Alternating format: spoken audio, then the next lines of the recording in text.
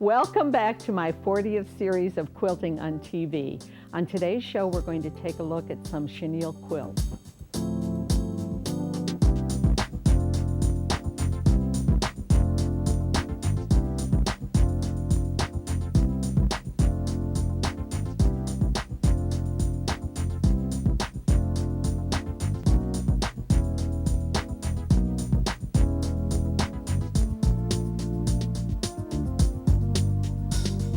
Before we get on to our chenille quilts, Joan Hawley is visiting us again, and she's got some tips and techniques to share with us. Hi, Joan. Hi, Kay.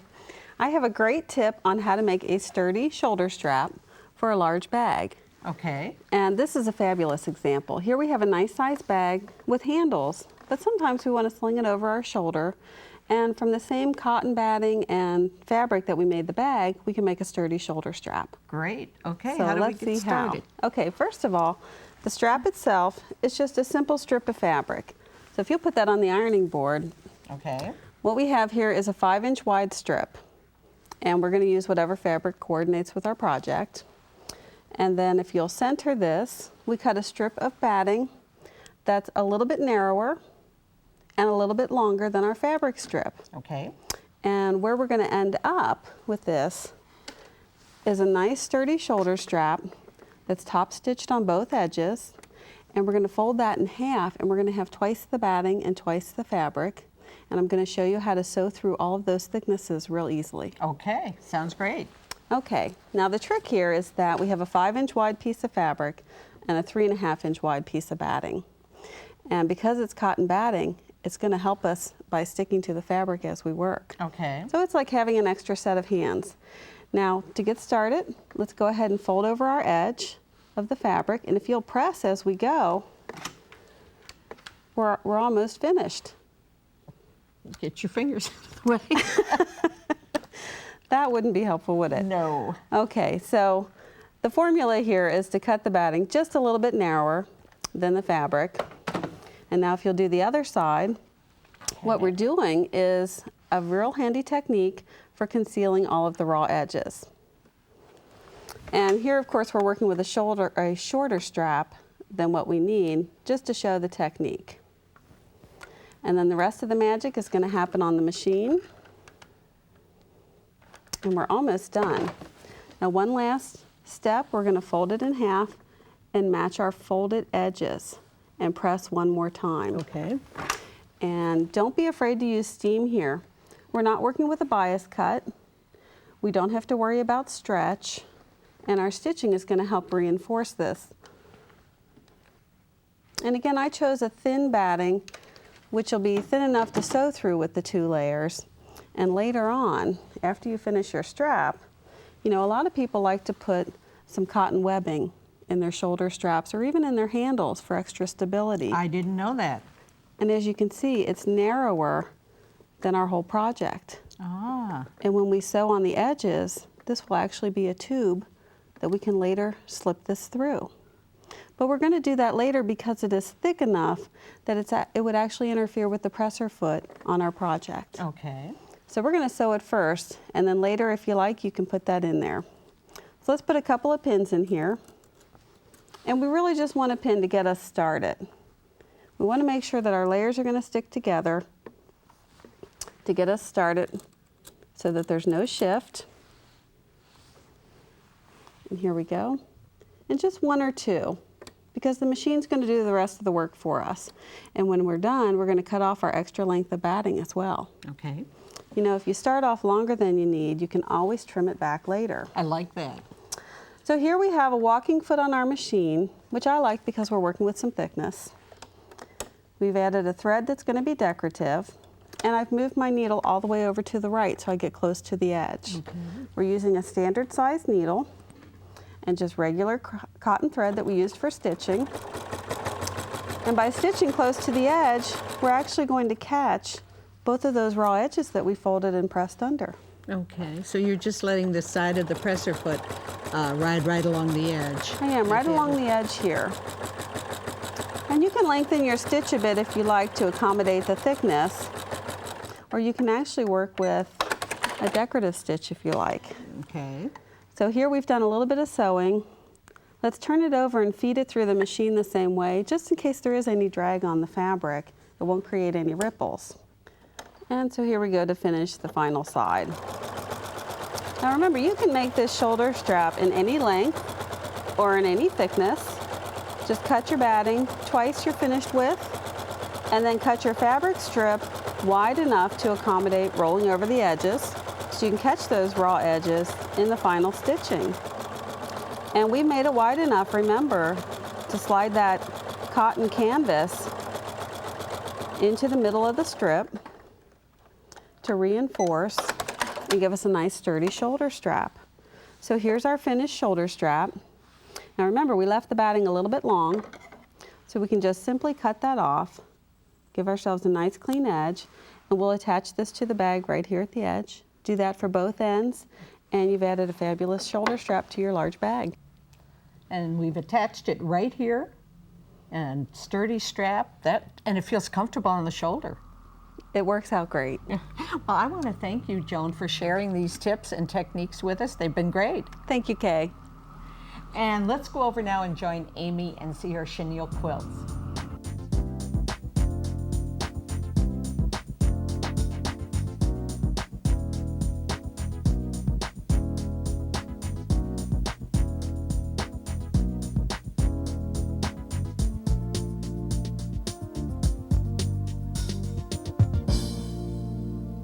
I'd like you to help me welcome back my guest. This is Amy Whalen Helmkamp. Hi, Amy. How are Kaye. you? I'm good, thank you. Good. And it looks like it's chenille time. Yes, it is.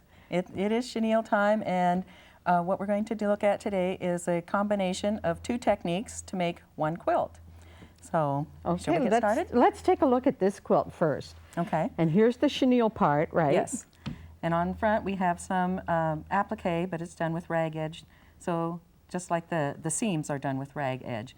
And it's a fun technique, it's easy to do, and anyone can And make we've this got a quilt. surprise on the back. Yes, yes, turn it over, and we have more fun on the back. More chenille and more applique with the rag edge.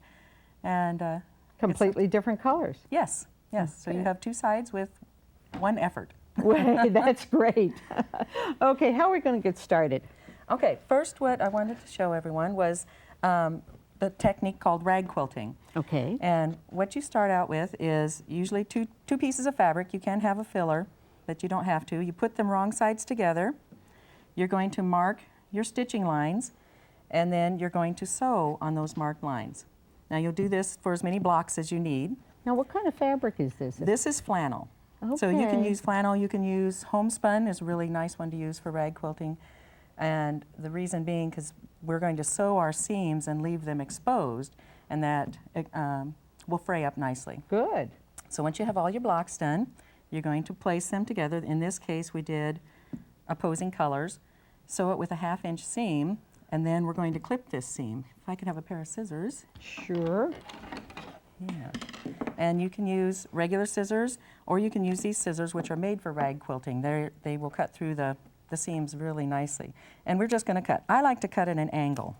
Some people will cut straight on, but I like to clip at an angle and cut to about 1/8 of an inch within the seam allowance. And Why just do keep you doing like that. to do it at an angle?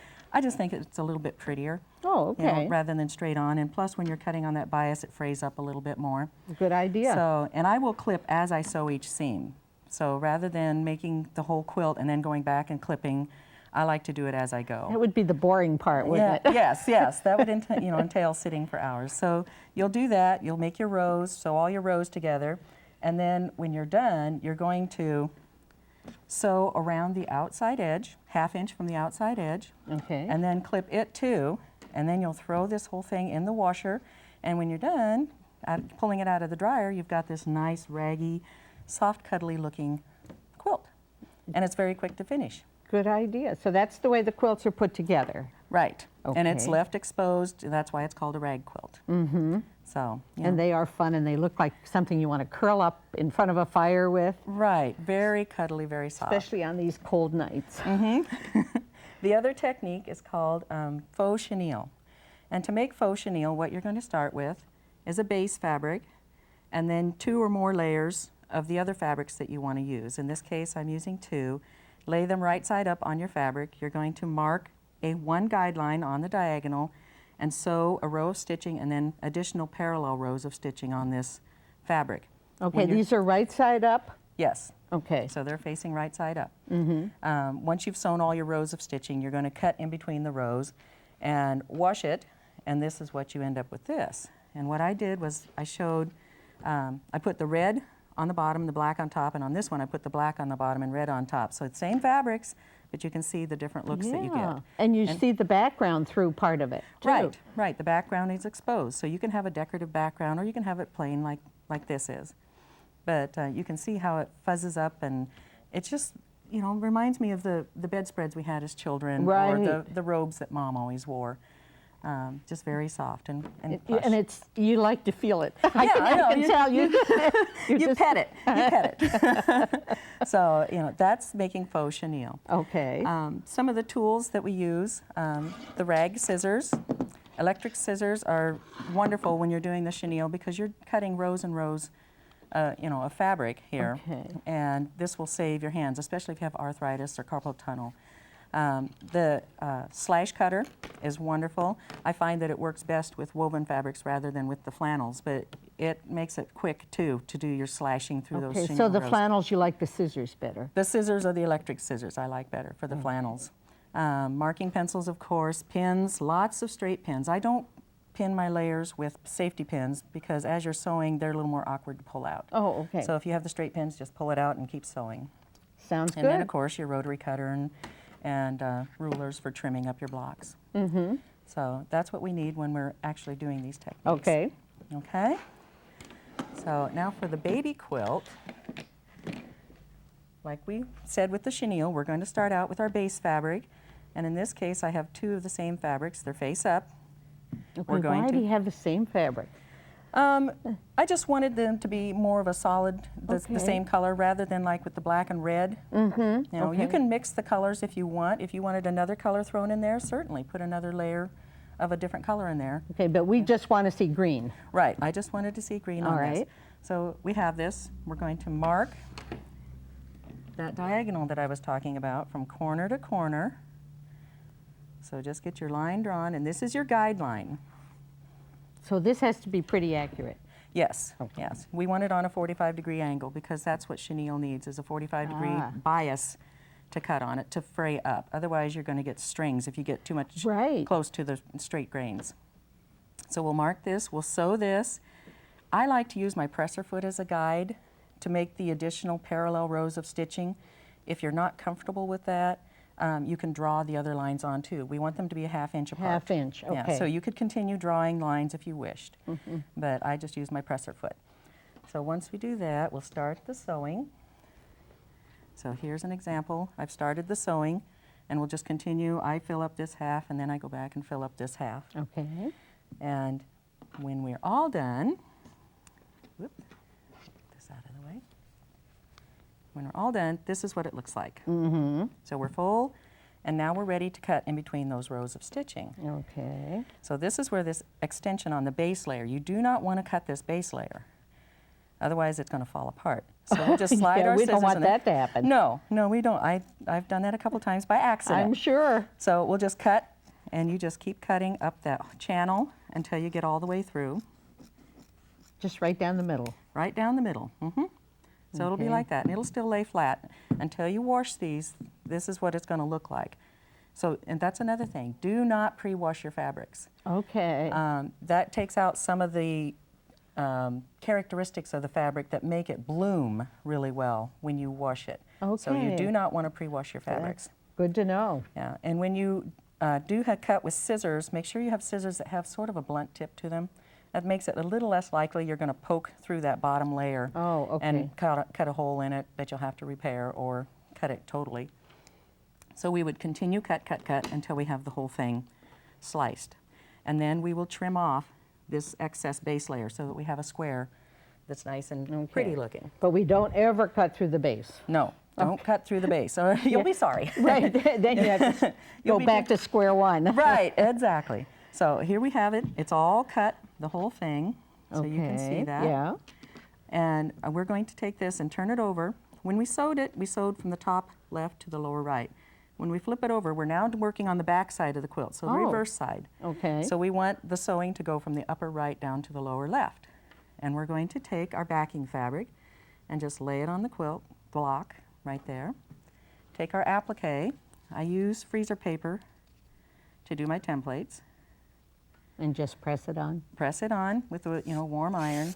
We'll pull it off. We're not using any adhesive on here at all because the flannels stick together pretty well. So we'll just center our heart on there, and then we'll use a straight stitch, stitch 1/4 inch from the edge of the heart Okay. to stitch that down, and that's also going to secure this layer to the block. Okay, the reason it's important to have those stitches going in the right direction is so your hearts aren't upside down on the back, right? Right. So, So we have a cohesive look on the other side. Right, okay. If you don't pay attention to that, you're going to have some of your chenille going one direction, some going another direction, and it makes it look more hodgepodge. Okay. So we want it to be. so if you very wanted nice. hodgepodge, Yeah, if you go wanted for it. hodgepodge, you could do that. Okay. But I say to keep them all going the same direction. Sure. So we will stitch this down, and once we have it stitched on, you can see the stitching on the back side where the Okay. chenille is. And we are going to clip this seam allowance. So I've started clipping on some of this.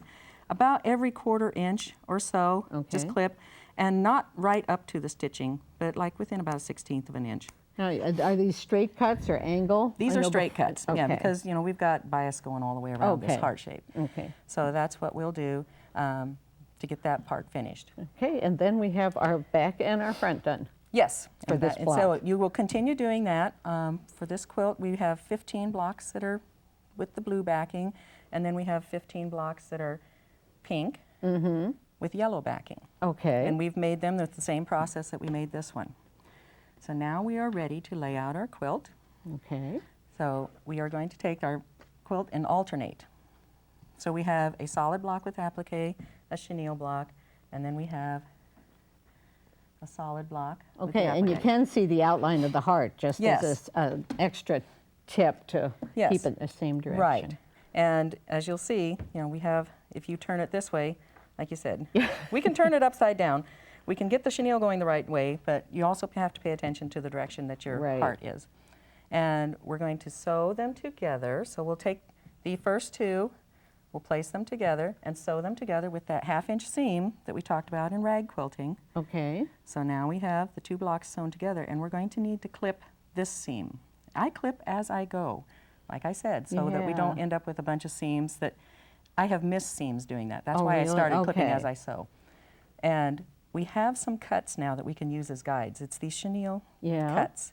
So we'll take our scissors and then just cut along right in that channel. that Right we- where you've previously cut. Right where I've previously cut. So now I'm cutting through that foundation layer and the backing fabric. Okay. And so we have this. And when we wash it all up, we'll finish, we'll wash it, it'll be all fuzzed up. Okay. I call it fuzzed up, bloomed. Okay, you're going to cut the yellow too. Yes, we will Okay. cut both sides. You'll trim, Along you'll the cut channel. along this side, you'll cut along this side, make your next set of blocks together, Okay. and make your rows. And then when you sew all your rows together, you're going to cut that seam on the row too. Clip it, I should say, not Okay. cut it. You're going to clip to get the rag effect. And so when you are done, what we end up with is the baby quilt. We get it all done. You And can it- bind it or not bind it. I chose to have this one bound. If you don't bind it, what do you do? If you don't bind it, you can do like the rag quilt sample I showed you, Oh, where you just okay. sew a 1/2 inch around the outside edge clip. and just leave that to fray up. So wash it and dry it. When you dry it, check your dryer lint trap often, Oh, I can imagine. especially with the flannels. Uh-huh. They will leave a lot of fuzz. And I even check my washing machine. When it drains out the water and goes to that Yeah. first spin cycle, I'll check the walls of that and pull out the fuzzies. But especially in the dryer, because it does create a lot of lint. I imagine. But yeah, when you pull And it looks out, like it's important to determine which is the front and which is the back of the quilt, because I think it would be easy putting these pieces together to maybe pick two up and right, and sew put them the together. seam on the wrong yeah, side. Mhm. right. Yeah. Yes, and you can have seams on both sides if it's a plan, but If it's a plan. if it's a plan, yes. But you don't want to have a seam right here and then nothing else there. you know. Right, yeah. So yes, pay attention to what you're putting together, which side your seam is going to be on, because that does become part of the design. You know, that adds additional texture on one side. So That is really neat. thank you. Yeah, Yes. it's fun. It is. It's easy. My 13-year-old daughter has made, when she was 13, when she was 13, she did this, you know, and if a 13-year-old can do it, anybody can do it. That's right, and we really want to get those kids quilting, don't we? Yes, yes, it's It's fun, and you important. know, the kids aren't the only ones who like to touch the fuzzies. They're soft. Okay, let's take a look at some of the other quilts you brought, because you've combined some other techniques too. Right, so in this particular quilt, we have our chenille, and we have our rag quilting, but we also have what are called chenille strips. And to create chenille strips, and these are appliqued on here, just with a straight stitch down the center, but to create the chenille strips, you will take a chunk of fabric like this, you'll make all your chenille channels, but when you cut, you're going to cut through all of the layers, including that base layer, Okay, so that you create strips like this, okay. and then you can just secure them down. But now in this case where you've used green, if you knew that was going to be for a stem, you wouldn't use a white background, would you? Right, right, and Unless you want green and white stems, I guess. well, that's true. You know, adding a layer of a lighter color, if there was a layer in the middle here, can really soften the look. So, like this has, you know, has several different layers of colors. That's gorgeous. So, yeah, you can make them darker or lighter depending on what fabrics, what, you know, colors you stick in here. And which go on top and which on the bottom. Correct, as we saw with the black and red. Yeah. Oh, this one's really neat. Yeah, this one is a little bit different because when the blocks were created, we have a center layer that ended up being the base layer. We have two fabrics on this side that were cut and two fabrics on this side. So this square is chenilled on both sides rather than the chenille being on one side. And some of the raggedy seams are on this side? And some are on this side, yes. And that's the way it was planned out. Okay. So it does. It creates a focus around this square and a square design. And on the back side, you also have a focus on this square and a square design. Great, that's great. Yeah. And look at this one. This is a big one. This one is the biggest one, yes. And it's called Forever Friends, and it's Friendship Star. And again, we have a second side. Oh, So lots of chenille on this side, a little bit of chenille in the rag edge seams on this side. So you get two different looks, and it's fun. You know, Yeah. it's fun to see what turns out. right, I imagine. Yeah. And I like your tic-tac-toe quilt. Oh yes, thank you. That was fun. I was reminiscing about school and thinking we played tic-tac-toe on the blackboard so much, and I thought, well, that could be a quilt pattern, and it uses lots of the chenille strips for the applique to create the tic-tac-toe boards. And you can still play with it because they're not finished. I mean, the Yeah, design yeah. of the tic-tac-toe, I noticed If you want that. to finish the game, yes. Right. Okay, and this one. This one, yes, it's geese all around. And this one is finished with that rag edge. There's no binding on it. So that's an example of how that would look. And it ties in very nicely. We have chenille that's done on one side of the block. The geese are formed with chenille on both sides. So the, Oh, wow. the goose Yeah. is there in the center. We have the fuzzies and the triangles. The goose is the fuzzies and the triangles are fine. And this one. That one. This one was We made- match this one, don't Yes, yes, we do. This one is called Deck of Cards, and it was made by Valerie Shear. So it turned out beautifully. And I understand her husband and daughter both won it, so we? Oh, she's got a choice to make. so it's not mine. No, it's not mine either. I really like it, you know, the Yeah. colors. And again, we have the chenille on one side, the solid fabric on the other, combination on this one with applique. Just zigzag down, so easy. So there are a lot of different blocks you can put together, a lot of Yes, different things. Yes, and you know, the possibilities are numerous because we can chenille one side, we can chenille both sides, we can add chenille applique, you know, and plus regular applique, and just have fun. you And know. keep playing. And keep playing. That's important to keep playing, you know, to have fun with what we're doing. Well, this is such a neat technique, and I know you've got a table runner. Let's take a look at that. Okay. But the table runner was made by my daughter, Randy. She was 13 at the time when she made it, and she had a lot of fun. So it's a technique that if a 13-year-old can do it, anybody can do it. We can do it, right? That's right, we can. Well, I want to thank you, Amy. This has been great. I think they just look like so much fun. They are. They are. And It's like fun I to say, see what comes out. You got to touch them too. You do. You do. You got to play with them, but it's so exciting to see what comes out because you're sending in flat fabric, and when you pull it out of that dryer, it's like, wow. Well, thanks so much for sharing it with us. Well, you're welcome. Thank you. And be sure and join me on my next show when I'll bring you some more quilting ideas. For information on today's main demonstration, call 1-800-248-KAYE. That's 1-800-248-5293. Or write to us at Kaye's Quilting Friends, Post Office Box 456, West Branch, Michigan, 48661. Please remember to specify the program number.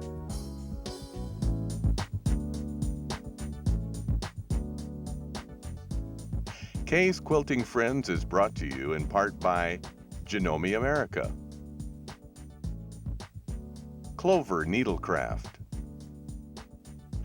Light Technology, and Lazy Girl Designs.